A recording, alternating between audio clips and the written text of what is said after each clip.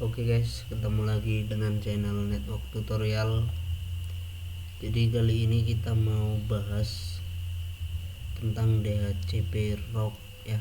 Jadi DHCP ROC ini istilah di dalam jaringan, yaitu apabila terjadi DHCP palsu di dalam sebuah jaringan. Jadi sebagai contoh ini topologi ya. Ini adalah router DHCP server aslinya, dan ini DHCP server ilegal.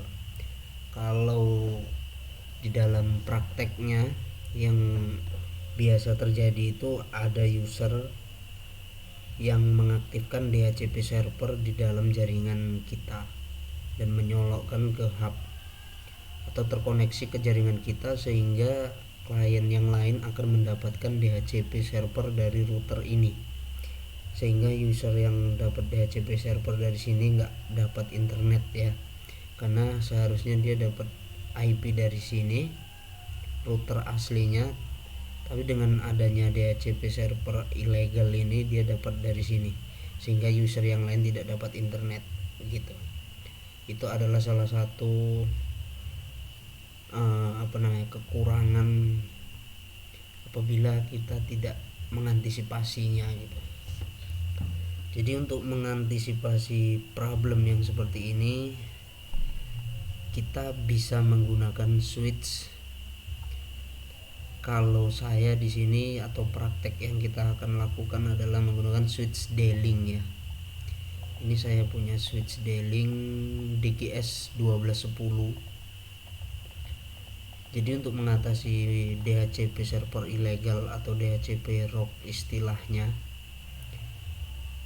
itu kita bisa memanfaatkan fitur yang ada di switch ini, yaitu di menu security DHCP server screening. Nah, untuk